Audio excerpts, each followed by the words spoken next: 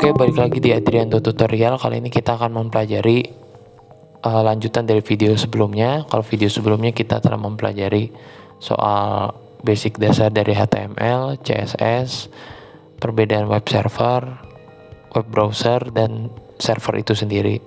Lalu kita mempelajari juga soal domain dan hosting, perbedaan antara hosting dan domain.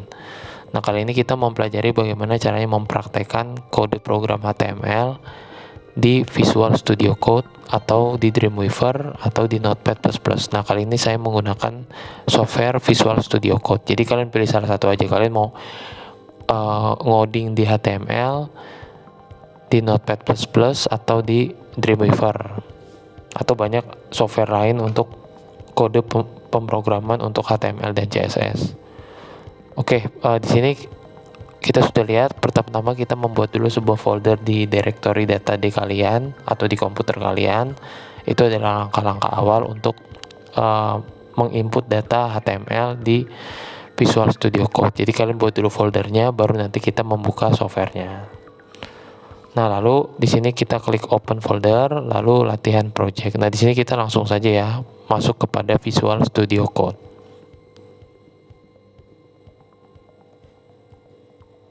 Nah, ini latihan bab 1 HTML. Nah, kita langsung masuk kepada pemrograman HTML di Visual Studio Code.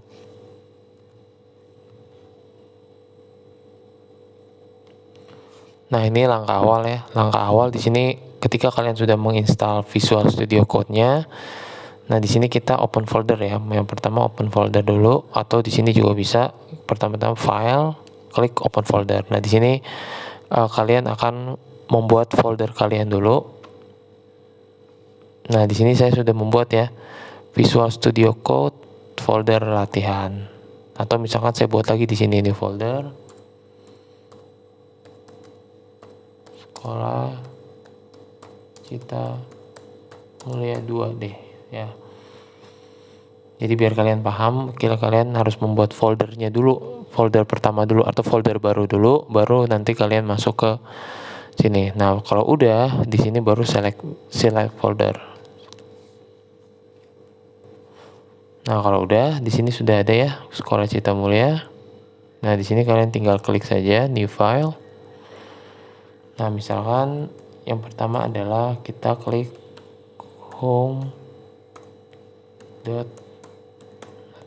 Kenapa .html? Karena kita langkah awal ini adalah membuat kode program melalui HTML. Kalau misalkan CSS berarti home.css atau biasanya style.css. Nah, style.css itu adalah fungsi untuk membuat kode pemrograman melalui CSS.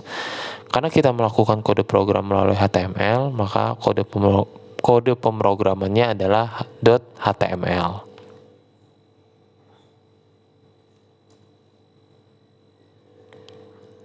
Nah, di sini langkah awalnya adalah kita klik tanda seru otomatis. Nah, ini adalah salah satu bentuk basic dasar untuk mempelajari HTML. Nah, ini adalah default ya. Default itu adalah settingan otomatis yang disediakan pada Visual Studio Code. Jadi kalian klik tanda seru udah langsung muncul seperti ini gitu. Atau kalau mau secara manualnya ada, kalian klik satu-satu. Ini ada HTML. Nah, ini udah otomatis ya HTML. Tag pembuka, kurung pembuka HTML, kurung tutup, kurung pembuka slash HTML, kurung tutup.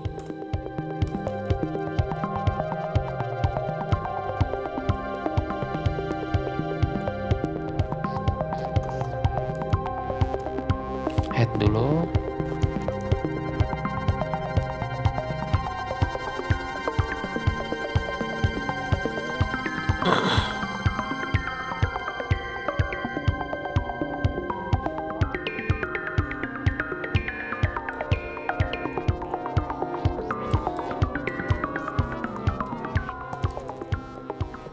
Baru di sini body ya, body.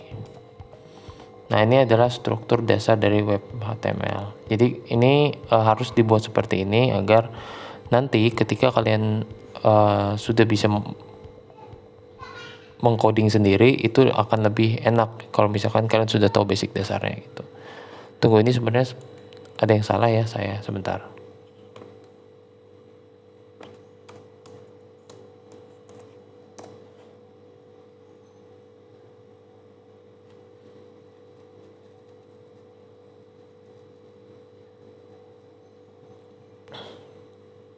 Ya, sepertinya ada yang salah karena harusnya headnya ini di atas body ya.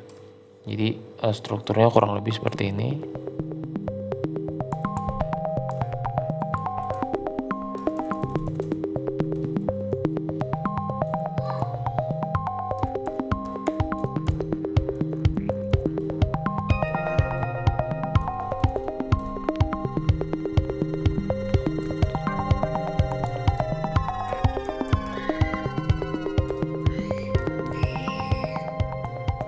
Nah, kurang lebih seperti ini ya. Jadi headnya itu di atas, baru bodinya itu di bawah. Nah, biasanya head ini digunakan untuk styling. Jadi kurang lebih strukturnya seperti ini. Pertama HTML, head, baru body. Nah, ini kurung tutup ini yang slash head ini dia di atas body ya, di atas body. Nah, ini struktur awal dari, nah misalkan kita ingin membuat H1 itu adalah heading ya.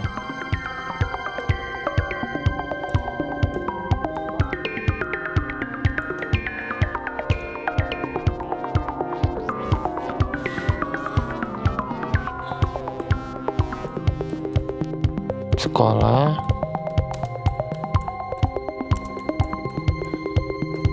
Kita mulai. Nah, ini kalau misalkan kalian pada HTML itu harus download yang namanya extension. Nah, extension ini berfungsi untuk ketika kita melihat hasil preview dari codingan kita. Karena kalau front end itu kan kita bisa melihat hasil preview coding kita tuh sampai mana. Terus tata letaknya enak dilihat atau tidak gitu. Sesuai yang kita sudah konsepkan atau tidak.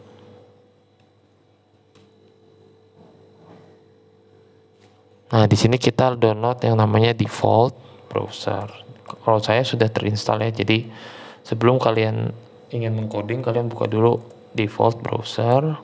Nah, di sini biasanya kalian harus install atau nah ini open Chrome. Open browser on preview ini juga harus bisa diinstal karena nanti kalian bisa melihat sendiri hasil kode editingan kalian, bukan kode editing, hasil pemrograman kalian, kode pemrograman kalian itu bisa dilihat gitu. Nah, ini jangan lupa Ctrl S. Ini udah ya, kita balik lagi. Lalu di sini kita misalkan klik kanan, open in default browser. Nah, ini otomatis ya. Otomatis kita bisa melihat hasil dari kode pemrograman kita.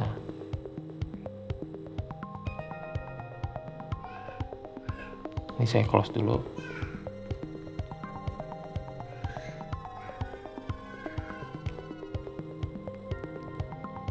Oke, di sini H1 ya. Nah, lalu untuk membuat paragraf, kalian di sini kode pemrogramannya adalah P.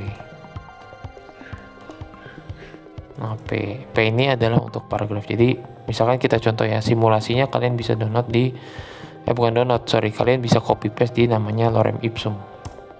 Nah, lorem ipsum ini adalah salah satu contoh dasar ketika kita ingin membuat salah satu paragraf. Maaf, suara saya agak serak ya. Nah, di sini ini adalah salah satu contoh paragraf supaya kita bisa mempraktekkan tata letak dari paragraf. Ctrl C.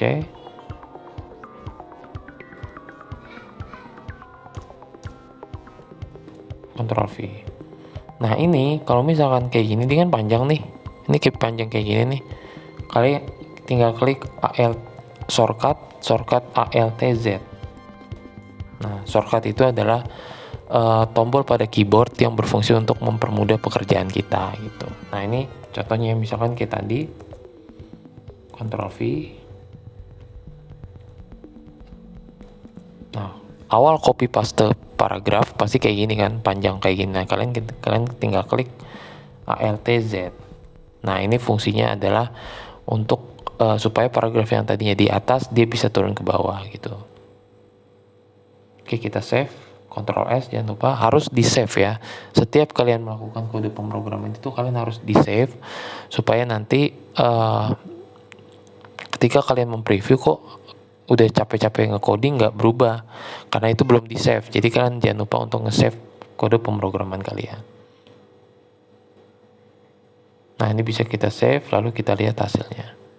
Ini di refresh aja, kok nggak ada hasilnya, ini di refresh dulu baru dia ada hasilnya. Nah, ini udah ada ya.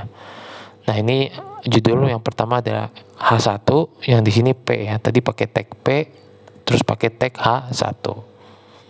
Nah, lalu fungsi dari tag H1 nanti semakin banyak H1, H2, H3, H4, H5, maka judul yang ada di sini dia kata-katanya akan semakin kecil. Semakin tagnya besar, maka semakin lama judulnya juga semakin kecil, seperti itu. Oke, untuk sementara sampai sini dulu. Nanti kita akan lanjut ke video berikutnya.